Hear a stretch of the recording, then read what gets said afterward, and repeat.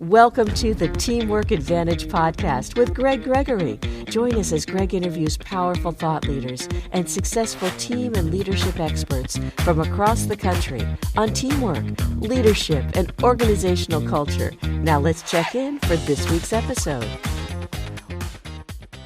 Welcome to the Teamwork Advantage, a podcast dedicated to the improvement of teamwork, leadership, and culture. And by the way, not just in the workplace. These are places that can happen in our family lives, our social lives, all over the place. Ideas that you can implement immediately.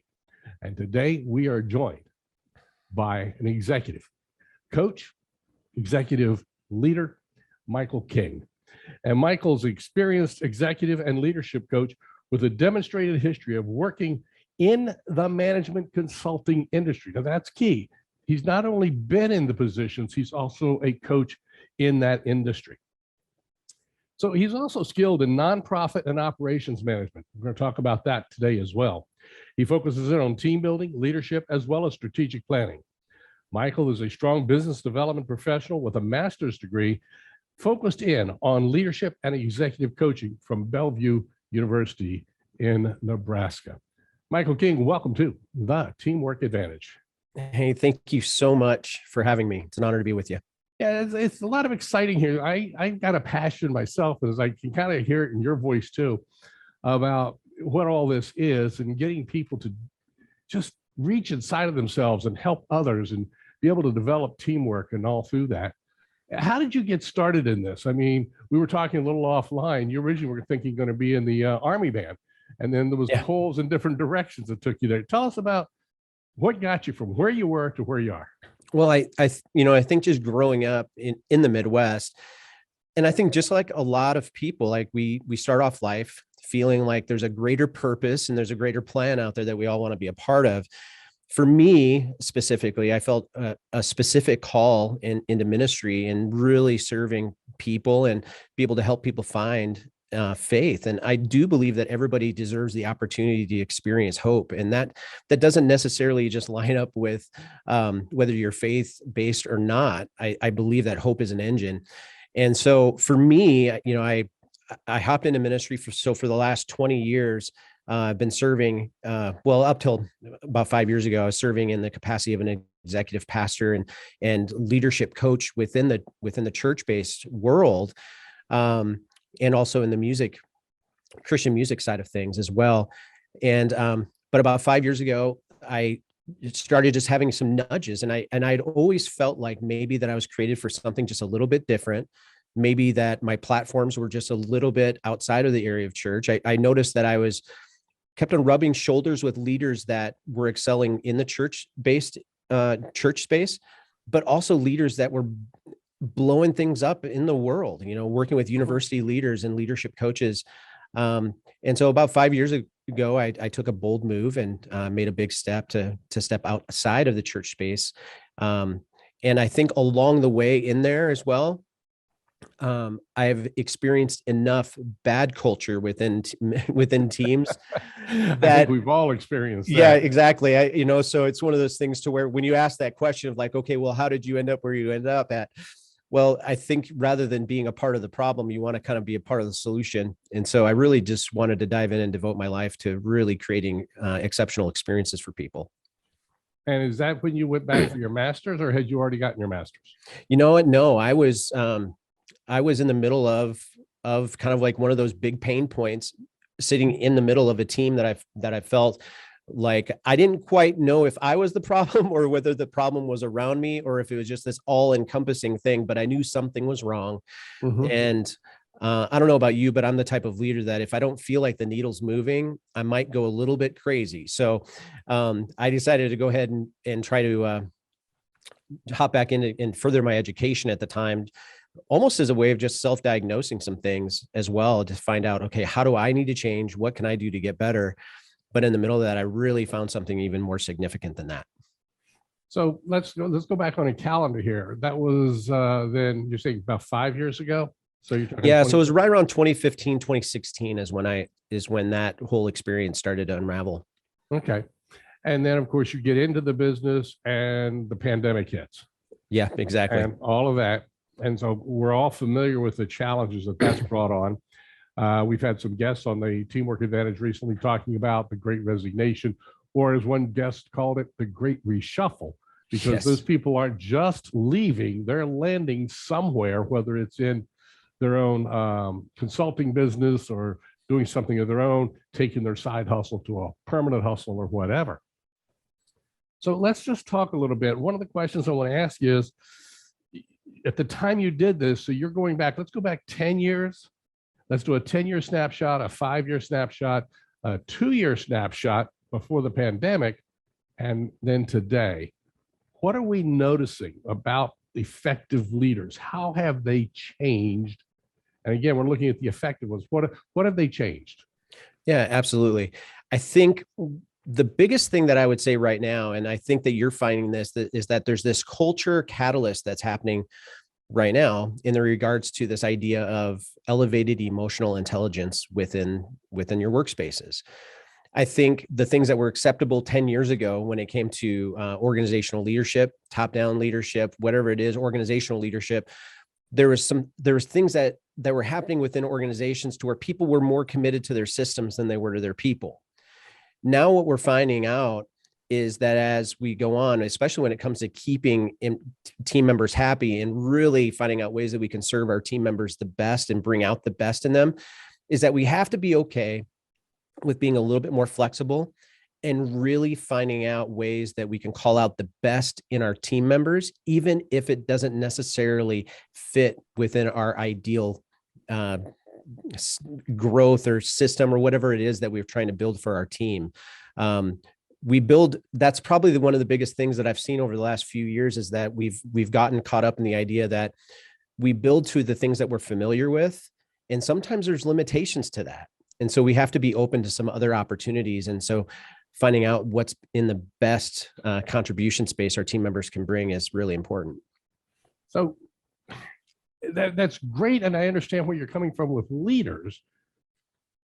How can leaders then convince followers that this is in the best interest for them as well as the team? Because let's face it, inevitably, we as a human race don't like change. Yeah, we hate change. Yeah. So what are the successful people doing today? In other words, it's totally changed since the pandemic hit on the ways they do. The challenges are still the same, but what are they doing differently? They're doing a little bit differently. The things that I would say that are some of the going back to the basics, going back to some simple things, to where I talk about this idea of mass. I talk about this idea of cadence and communication. So let me tell you a little bit about this idea. First and foremost, is that a leader, when you're leading a team,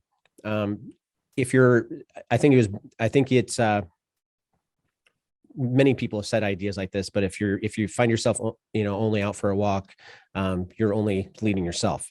So if you don't have a mass, if there's not a group of people that you're actually leading or influencing, then you're not technically a leader. So the mass is so important. So who are you influencing and what are you trying to accomplish? And are there feedback mechanisms that you actually are hearing back from the people that you're leading? The second part of this, though, is the cadence part. And I think that this is what has changed significantly over the last decade, is the idea that when we're looking for feedback from our teams, and even in our communication points, what does the cadence look like? For example, if you are a high level leader and you're anticipating that you're going to get a big result out of your team by having few proximity moments with your leaders, that's probably not going to be effective anymore. Right. People are expecting more consistent communication than ever, and technology has made accessibility a higher priority. So those things are anticipated, but they're also expected as well. And high-level leaders that are actually moving the needle and they're producing results like they never have before, they're learning how to embrace cadence and proximity and consistent communication into their leadership like never before. And they're using some technology things to embrace that as well. So when we're starting technology, obviously we're talking about different types of apps, software development programs, things of that nature can help. The question is, people are still at the center of everything. Always. Are we now taking that pendulum, swinging it so far to some of the technology that we're losing sight of the people? I'm glad that you mentioned that. And I would say that if we're not intentional about what we're actually trying to accomplish, then it's too easy to allow that exact scenario to happen. Okay. And so what I mean is that on the technology side of things, it's really important that we're asking meaningful questions. It's really important that we're talking about the things that matter. One of the things in my team's methodology that I work with my teams and my senior leaders is point number 2 is the idea of engagement. And engagement has these 3 different angles to it. So how are we engaging with ourselves? Because we all know that the hardest person to lead is ourselves, right? Absolutely. We're also the first person we lie to. We are. That's huge. But the second part of engagement is how are we engaging with the audience, or how are we engaging with the crowd? Do we feel like we're, bringing valuable content in their context that's actually relevant? But the second part of this is so important, is how do we feel like we're engaging with the people that we report to? This is huge. Okay.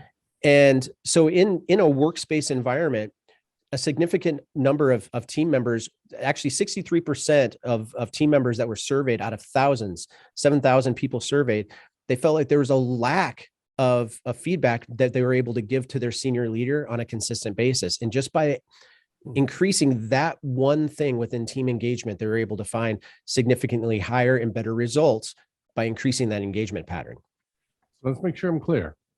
You were saying 63% of people said that they had no real mechanism to give feedback about their boss. Am I right on that? Yeah, absolutely. 100%. And so is that because the boss didn't want the feedback, or is that because there just wasn't the mechanism in place to do that? I think it's both and I want to be clear about this, because all the way since the 1950s, we've had opportunities to do 360-degree feedbacks. I think this goes all the way back to World War II and the ExxonMobil days, when the 360 feedback became kind of a cultural mainstay when it comes to leadership development, right? But actually understanding that, this is more important than just a checklist. This is significant of understanding that how we receive feedback from our team members is actually probably significantly more important than the feedback that we actually have for our team members. And so how are we embracing that? Is it just a checklist? Because what we're hearing from our team members, it's not that the mechanisms aren't there. It's that the intent of just going through the motions and just going through the checklist, making sure that we've dotted every I, crossed every T when it comes to our team evaluations. Is it meaningful, and are our senior leaders actually hearing from team members? That's so important. And then, of course, are they hearing it? And one of my great quotes that I use from my own business is, knowledge is not power without application. I love it. So now the leaders have this knowledge from the feedback. Are they applying it? So the ones that do have the mechanism in place, are they applying it? Are the leaders then applying what they're learning? And are we applying what we've learned in our 360s?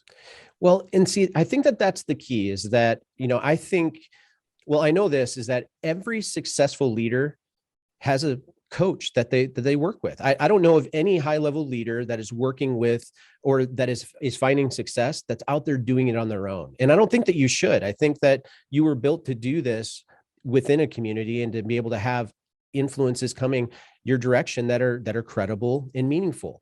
Right. And so within that, one of the things that I'm working with my leaders we were talking about cadence, we're talking about communication, and we're talking about mass, is the idea that rather than just waiting for the 1 year mark to go and just check that box of saying, okay, I've heard some valuable feedback from my team, we make this a normal ritual on a week-to-week basis, to where we almost take emotional intelligence and we put it into a KPI on a week-to-week basis, to where our senior leaders are getting an emotional intelligence report coming back from their team on a week-to-week basis. And it could be something as simple of, on a scale of 1 to 10, here's the level I feel like I'm connecting with my direct report this week.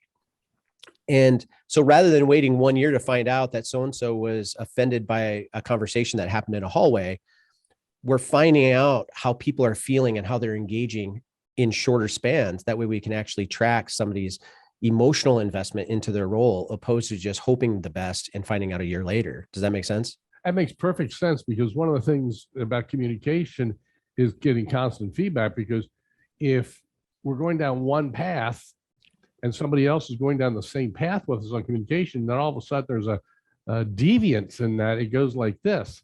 And that is much easier to correct at an early stage than to wait till it's way out there. As one of my coaches used to use the term, micro in-flight corrections are so key to your own success. Find something that you're doing wrong and make a little change along those lines. That's James Clear talks about that in the book Atomic Habits, is making micro changes. Yeah, and so that's exactly what this is about, which I love. Atomic Habits. It's one of my highly recommended book reads as well. So within this, and I think when it comes to, and you get this, we work in the same space, so this is awesome. So I love how you think and how you lead in this genre. But here's something that I want to be clear about, is that, high level leadership is that you can't really hide a narcissistic spirit. Does that make sense? Like if you're only if you're only getting feedback from your team to when it only feels good, when it only looks good, and when it only matches up to the metrics that you want to see delivered to you, your team is going to smell that, and they're going to see that coming from a million miles away. And so when you talk about the idea of, well, what are you going to do with this data? Well, the leaders that I work with, I'm really happy to let you know, man, these guys are champions. They're amazing. And all the way from high level Fortune 500 down to entrepreneurs, I've been able to work with leaders that actually authentically care about their teams. And so they're getting data on a shorter term feedback mechanism, and they're able to put some things into play immediately. And I love it. That's key, is getting the feedback on a routine basis. And you said something else just a few moments ago that I thought was powerful. And that is, high-level executives have coaches. Yes. And that's key. If we stop and think about it, people say, well, I don't need a coach. I know what I'm doing. Well, I beg to differ, because if we stop and look, I can't think of any professional athlete, whether you want to talk about football, baseball, basketball, hockey, golf, it doesn't matter. They've all got different coaches. Golf players, the top golf players have a swing coach. They have a putting coach. They have a strength and conditioning coach. They all have multiple coaches that focus on different things. And are you seeing that? I'm not saying we need 10 different coaches, but do you feel that some people could benefit from having multiple coaches and doing different things? Yeah, I am saying that a man is the sum average of the 5 loudest voices in their life. I'm saying that a woman is the sum average of the 5 loudest voices in their life. So, if I want to be a better leader, guess who I'm going to have in my life? Yep. A better leader, right? If I want to be better at finances, I'm going to have somebody in my circle that's going to be. But the problem is that more times than not, when I start working with a leader and we start going through this assessment part of finding out, okay, where's your influences coming from? Where's your impacts? Where's your intakes coming from? What I found out is that somewhere along the line, you said this at the very beginning, is that we lie to ourselves. Remember that? Yep. Well, we also find ourselves playing victim to just allowing those 5 voices to just happen organically, instead of actually taking the lead and assigning those seats. You have 5. Back up with me. I want to get this, because this is something I've not heard before. So let's go back and break that down a little bit more for me. You have 5 voices in your life that are influencing you, whether you like it or not. And so whether those are the childhood voices that you grew up with, whether they're family dynamics, whether they're even in your current workplace or in your current church or whatnot, but you have voices that are influencing you. And so the things that we hear, the things that we think about, the things that we think about are the things that we feel, and the way that we feel determines our behaviors and our outputs, some of the decisions that we make. So understanding that we actually have a choice of these 5 seats that are influencing us, that this is important, that you might actually have to take some analysis, some evaluation of those 5 voices that are in your life, and choose whether those people should be in those seats or whether they should be removed from those seats. Not removed from your life, but should they be one of the 5 most influential voices in your life? And are you assigning those seats to the people that can have the biggest impact for you? That's powerful, because it's taking the book from Jim Collins, Good to Great. That's exactly it. Getting the right people on the bus, getting them in the right seats. Now, all of a sudden, you're talking about in our own lives, redirecting those seats a little bit, not necessarily kicking them off the bus, but giving them a different seat on the bus. Yeah, absolutely. And I think especially, so I grew up in Sioux City, Iowa, and I didn't necessarily grow up in a broken family, but I knew growing up that my dad was a little bit absent and my mom was she was struggling a bit. And so growing up in that, there was just quite a bit of dysfunction in my family. And it took some pretty big catalytic moments in my life and for me to recognize I need to change some of these seats that are in my life in order for me to actually get where I need to get. And so those voices and those influences in my life were so key. I had one of those moments just about 4 years ago when I decided that I was going to bring on an executive coach for myself. And I thought, you know what?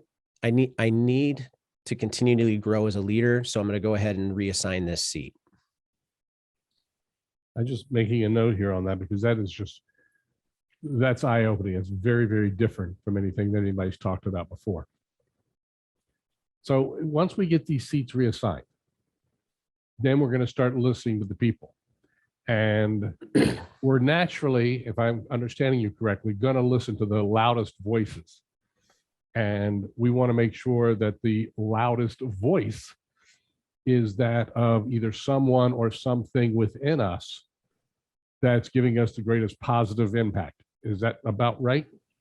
Yeah, absolutely. I mean, ideally, we're surrounding ourselves with people that are full of character and credibility, people that have a proven track record, and it's not just opinion people that are coming into our lives or bringing negative emotional energy, but we're bringing people into our lives that can impact us in a positive way, that will be relentless of seeing the best in us. And that is so key, because here's the thing is that you get this, like in this leadership space, it's too easy for us to find people in our lives that secretly want to take you down or distract you or whatnot. And so for me, it's like, I have an amazing opportunity where it's like, I have the chair of a leadership department from the University of Nebraska. He's one of my voices. I have spiritual advisors that are a part of my 5 seats. I have top level CEOs that are a part of my 5 seats. And then I have some of the best coaches in the country that are part of my 5 seats.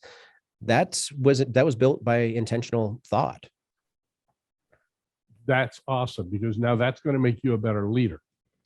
As you've got the right people guiding you, whether it's in a mentor capacity or just listening to the voice, whether it's formal or informal, that's going to make you a better leader. Absolutely. Well, that's by theory, right? I mean, we're by theory and by application. Yes. Yes, absolutely. Yes. So let's talk a little bit about now, once we've got our leaders in here and things of that direction, what can leaders do today to be more successful for their teams? Now, let's not just talk about the executive level. Let's talk about mid-level. Could be talking about somebody who's managing a call center or a front line or a manufacturing team, anywhere through those lines. There's so many places. It could be in an auto body shop, lots of places. What can the leaders do today that's different than what they did 5 years ago, 2 years ago? Yeah, well, we live in an amazing time right now, where I've said this a million times, it feels like in the last few weeks, is that we live in a time where leaders are allowed to break the rules. And that is so important because, in the past, especially in mid-level leaders, is that we've been caught up with making sure that we stay within policy, making sure that we stay within original system structures and strategies and guidelines. And everything had to play out as what I'd call like build by design. This is the way that we designed it. So this is the way that we're going to build it. And this is what it takes to get the job done. Mm-hmm. And I agree with that to a certain extent. In a manufacturing business, that makes perfect sense. You've got a build sheet that you're going to follow. But for a team, that's not true. It's not. And so what we're finding out now is that, in fact, one of the clients I'm working with right now is that they have an amazingly talented person on their team. And now in the middle of this thing that we call, the pandemic, COVID, we find out that there's some hidden talents that are on the team that by us finding some of those hidden talents and actually allowing that team member, even though it's not what we were looking for, it's not something that we even wanted originally, but now we actually have some talent and some different abilities that are on the team that we can actually bring into play.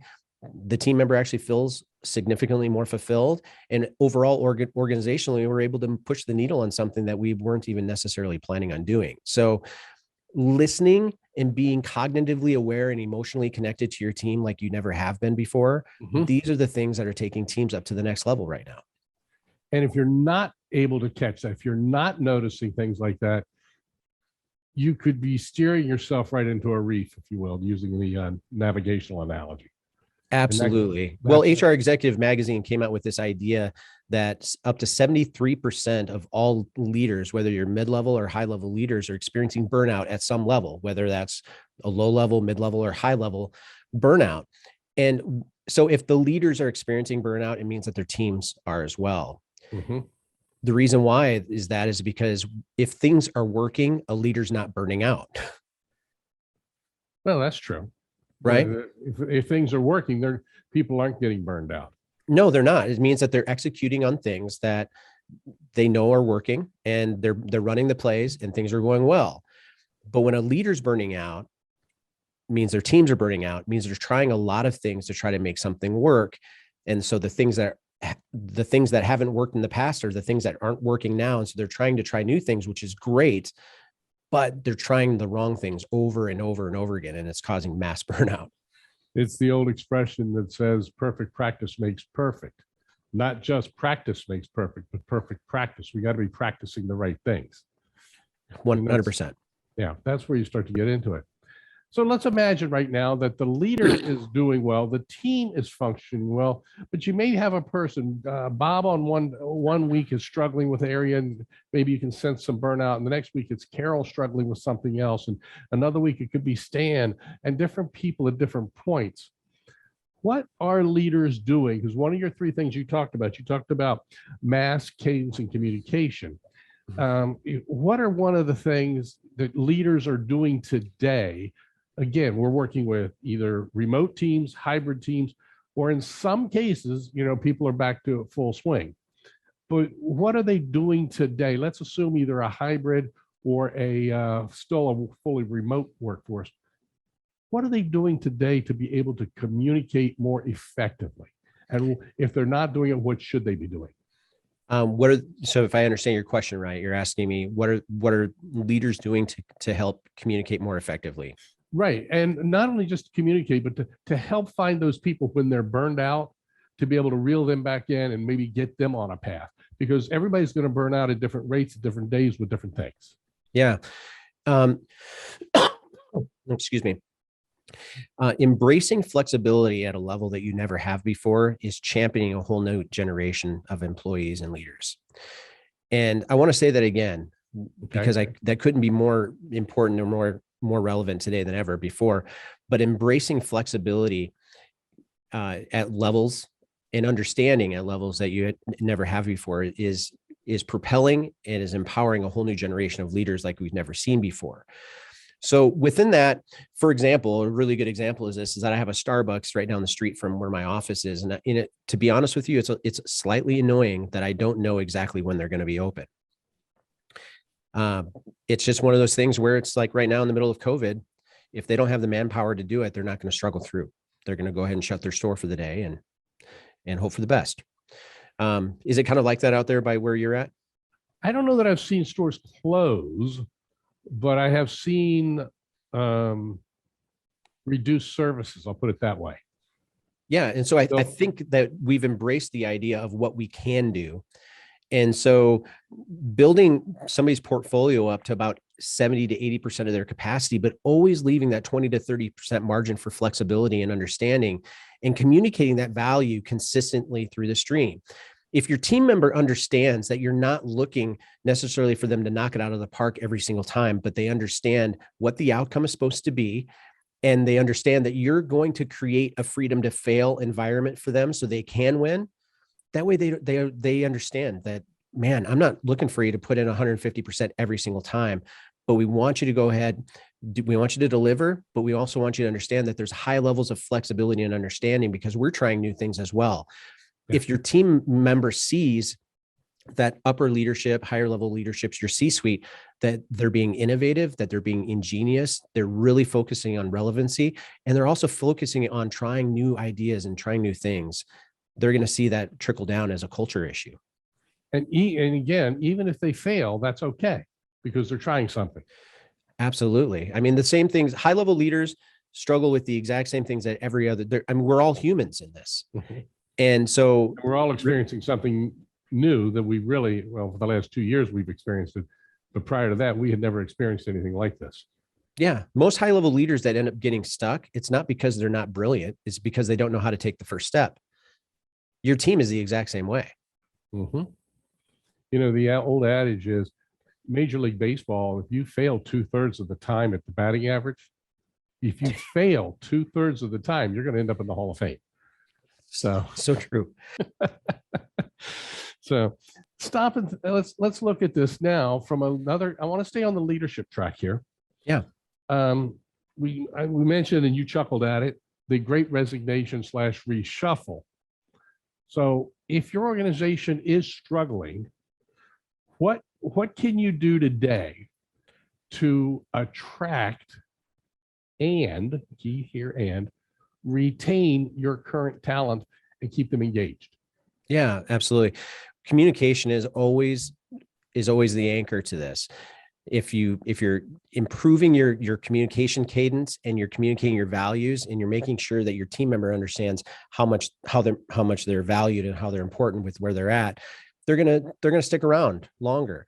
Now, attracting talent in this space today, especially in today's market space, this is going to take some creativity and this is going to take some flexibility for you to be able to looking for things that aren't necessarily things that were on your radar in the first place. So being open to the idea of what you need to have accomplished.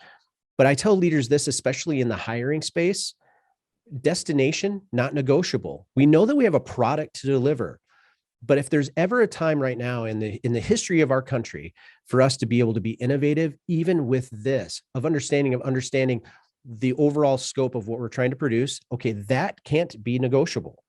That is what it is. But how we get there, completely negotiable.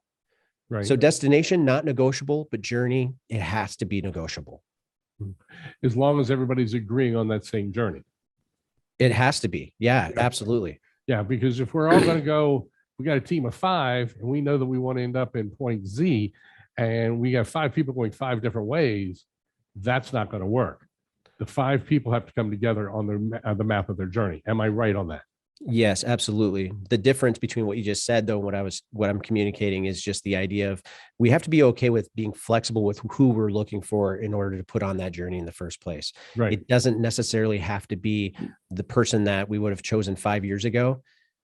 We actually might find somebody different by looking for something, just being a little bit more flexible with our options as far as who could actually fulfill those spaces on our teams.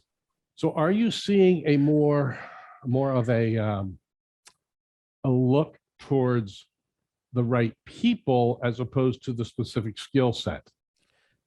Yes, it always comes down to character and chemistry. Competency is the third thing that can be taught. And so if it comes to high levels of character, high levels of chemistry on the team, high levels of trust, those things are the engines. Competency is something where I hope that your right team member can grow into it. But those are the things when it comes to character and competency, those are the things that we can't risk. Those are the things that have to be the engine. I'm going to have to get a little bell or something every time a guest mentions the T word of trust and just ring it, because that word probably comes up in 99% of the interviews we've done about the critical of that. And people just underestimate the power of building that trust. So. Yeah, absolutely. Well, there's a book out there called The Speed of Trust, and yes, it's a brilliant book. It's a Stephen Covey book. And I think that that's why you're hearing this consistently, is because we can be flexible. We can empower to a degree that we've never had before if trust is a strong foundation of your team. Once that thing is gone, we're out to lunch. Yeah. So let's talk about communication, because you've mentioned it at numerous parts through our chat today. Yeah. Are there certain tools today that you are seeing organizations use? So you're not part of any plug. You don't own a product that you're trying to hawk or sell or anything in that direction. But people are talking about using Calendly. They're using Slack. They're using Teams or Zoom or whatever. What are the ones that some of the top people are using to really enhance their communication? Are you seeing anything in that direction? Yeah, I see all those things. I see Slack. I see, Microsoft Teams. I see all those things. Even one of my clients is using Skype as a consistent thing. I think the idea of it's not necessarily just the methods of communication, but it's more of the value of it, of making sure people are seeing eyeballs as much as they possibly can, embracing some of the technology mechanisms. We built the Teams methodology around this centric idea of making sure to increase cadence of communication, because this is a big deal. This is an ironic one. I'll throw this one at you because you probably have heard this before, but in 2020, in the United States, organizations spent $287 billion on external communication to reach people that were completely unfamiliar with their products or their brands. This is called a marketing strategy. $287 billion spent on marketing in 2020. Only 1% of that was actually spent internally to make sure that the people that were closest to us as leaders fully understood the mission and the vision of our organizations. Wow. There's so much room for improvement here, and it all comes down to communication. So that ties us into culture. Am I right? 100%. And a lot of people would, I think when people ask the question of like whether culture can be measured or whatnot, I would highly disagree with that. I think that culture can be measured. And this is one of those things to where there can be actually a KPI attached to it. And you can actually see the returns on how you're communicating internally. Yeah. You can do a line and simply say, okay, what's the behavior we're allowing to happen right now above the line? And what are we not allowing to happen? And right there in between, that's our culture. Now, do we want to change some of that? Are we allowing some behaviors to happen that we shouldn't be? We need to move those down, and that's going to adjust our culture. Yeah, absolutely. 100%. And, and this is where organizations, to where on the church space and on the nonprofit space, that group of people, they behave a little bit differently than your typical profit organization. And this is where I would challenge everybody, is that just because you might be a senior leader in say like a church-based environment, just because you have a vision and just because you have a mission, it doesn't necessarily mean that you're going to make everything happen based on the people that you currently have. Just because you're trying to communicate it and push it down, it doesn't necessarily mean that your team's going to execute on it. So understanding that sometimes you actually don't get to choose your team gets to choose you. Volunteers. And this is 100%. And so there's a little bit of some differences there, but the key is always understanding how healthy is your communication pathway. Is it both ways or is it just one way? I just want to remind you that communication, it has to be an echo. If there's no echo, then it only is a platform. Explain what you mean by echo. Communication happens. So say in this conversation here, we're having this conversation, and the things that I'm saying to you, you're repeating back to me and I'm getting it. And so there's a common understanding that we're on the same page and that we're talking about similar things. In some organizations, and depending on the leadership paradigms that exist in those organizations, we've become too comfortable with the idea that what we talk about, it doesn't need to come back to us as long as the team is executing. But we have to be reminded that if it's not coming back to us, if we're not getting feedback, if we're not getting eyeball to eyeball connection, if we're not getting feedback in an appropriate way, okay, those are short-lived moments of execution. They're not going to be long-term.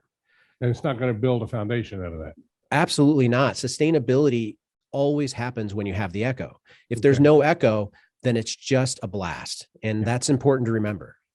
And that's the reflective listening we were talking about earlier, about going down a path and making sure it pulls back on and making those in-flight corrections, making sure everybody's on the same page. If you were to hire a coach, what are things you tell people if they need to hire a coach to help them become a better leader? what are some questions that people can ask if they're going out looking for coaches? What should they be asking to look for a coach to help them? When people are looking for a coach, they should be looking for somebody who has gone before them, that has some sort of level of expertise in the space that they're in. But they're going to be there's kind of genre specific coaches. There's the life coaches, there's the executive coach level, there's, sports or whatnot. But you want to find somebody who exists within the crowd that you want to be a part of. And I think that is probably one of the biggest things is understanding that when you're looking for a coach, you're looking for somebody who's gone before you, that has a certain level of expertise or experience, or they have fruit. By what I mean by fruit, how can I say that? You're looking for somebody who has proven expertise in the area that you're currently in, but that you're also able to see that they're influencing the field that you want to be in. So there's a lot of opportunity for coaches. And I think this is one of the things that I struggled with coming out of full-time ministry a little bit, is that I'm finding a lot of guys that kind of sit within the executive coaching space, that they don't have any credentials, that they just have a personality. And this is a hard job.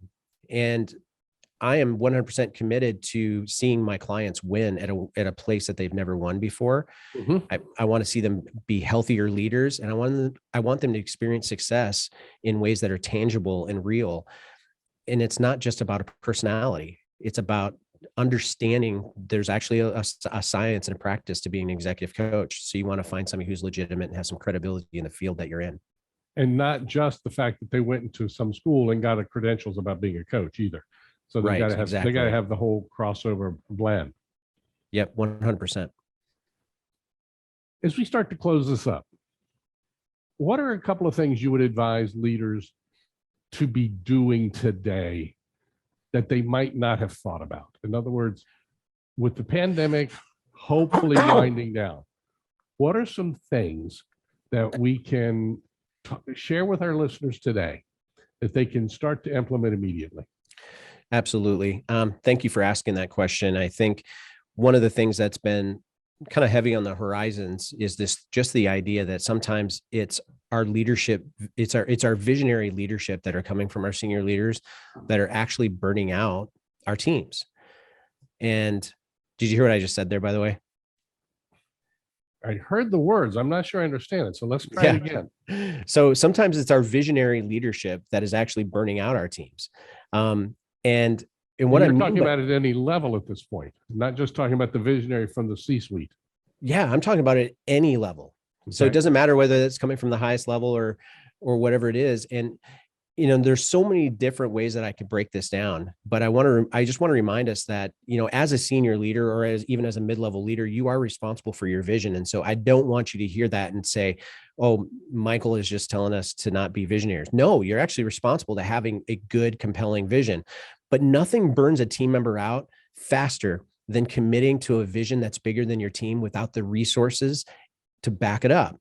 And those resources could be anything from human resources to financial resources to academic to educational to whatever it is. But your team is worth your team is worth more than what you can actually possibly even imagine. So understanding that your vision, the only way that you can actually execute your next level out is making sure, number one, is that you actually do document it. So if you have a vision, go ahead and document it. But the second part of that is taking a real evaluation of what you currently have on your team and understanding what you can accomplish now, and then making sure that your vision's known as far as where you're going to go. But don't overcommit to your vision first before you actually know what needs to happen today. Don't overcommit. That goes back to an old expression I think Zig Ziglar used years ago. And he was talking about goals. He said goals should be out of reach, but not out of sight. And the same thing for your teams at this point. The vision should be slightly out of reach, but not out of sight that they can't get there.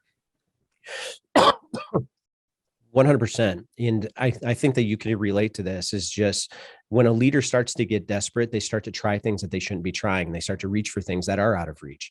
And then what ends up happening is that a team then starts to spin out a bit. And so when a team understands that you've invited them into your vision scape, so they know what you see. Okay. I love the idea that a visionary, that they should make their vision known, because as soon as a visionary makes their vision known, they invite accountability. So again, so a leader's not going to get up in front of people and say, this is where I want to go, without the expectancy that people are going to hold their feet to the fire and make sure that they get there. Right. Mm-hmm. But the other thing is that an emotionally responsible and healthy, mature leader is also going to come down to ground level and saying, okay, I'm aware of where we're at today, but here are the 3 steps that need to happen before we can actually implement the next level vision. So I want you to help me get there. Allow your team to actually have a voice in that. You're going to sustain players much longer on your team. And you might even attract some new people that will help you be a catalyst for future growth in a faster way. But that's probably one of the biggest things if like, man, your vision's important. I want to see what you see, but don't overcommit your team without their permission. Yeah. It's interesting because the whole time you're talking about the vision there, my mind is going to goals. Now, keeping in mind that personal goals are one thing, you're talking team goals are another thing, but now the vision is part of that and making sure that it is an attainable vision. So we can go back and do the SMART analogy all over that again, is making sure that it works right in line. 100%. And I have story after story when it comes to just, because right now, the thing that you're probably hearing a lot about is that people are talking about scaling. I mean, it's just like entrepreneurs, and we're all looking at the pandemic differently. And so scaling is a big conversation in the church world. It comes down to multi-site. It comes in, every business is working through this idea that you have to have a digital business at the exact same time that you have to have a brick and mortar business now, because the world has changed so drastically. All those things are relevant conversations, but what can you commit to and what can you excel at today with the people that you have today? Yeah, that's powerful. And a lot of what you're talking about works, speaking of scaling, from a small entrepreneurial business all the way up to a Fortune 500 business. That's correct. So that's the key things that we want folks to take away from here today. The ideas that you've shared with us, Michael, are spot on for every level of leadership. Whether you're the business owner, whether you're the CEO, whether you're a mid-level manager, whether you're the team member, one of my expressions is every team has a leader, and it's not always the person who's in charge. So that's exactly accurate. So I'm really glad. Thank you for joining us. I tell you, the time flies by on the Teamwork Advantage, and I really appreciate your time. How can people reach out to you if they want to reach you? You know what? I'm going to go ahead and give you 2 different ways. You can find me through my website. It's teams.coach. It's pretty simple. So feel free to hop on there and reach out to me there. But I'm also going to give you my personal cell phone number. And so if some of these concepts that we've talked about today, when it comes to establishing your vision in a way that can compel your team and move you forward faster without burning out your team, this is one of the things that we have resources for, and I'd love to be able to get them out to your listeners if that's okay. But my direct cell phone number is just go ahead and text me 763-245-4984. Okay, I'm going to put that in our show notes as well. 763-245-4984. Yep, that's right. Trying to read my own writing there, so it gets to be a challenge. Michael, once again, thank you for joining us. Michael King from Nebraska, joining us here on the Teamwork Advantage. You know, folks, once a week with the Teamwork Advantage, you get ideas that you can implement immediately. And Michael certainly gave us several of those. You know, I always believe that when you listen to the Teamwork Advantage, you're not an average person. So you don't want you to have an average day. When you listen to the Teamwork Advantage, we know you're not average. So go make today an excellent and exceptional day. Take care. Bye-bye. You've been listening to the Teamwork Advantage with Greg Gregory. Be sure to like, subscribe, and activate the bell icon to be notified of future episodes. To learn more about how Greg can help your organization develop a powerful winning culture, visit TeamsRock.com. That's TeamsRock.com.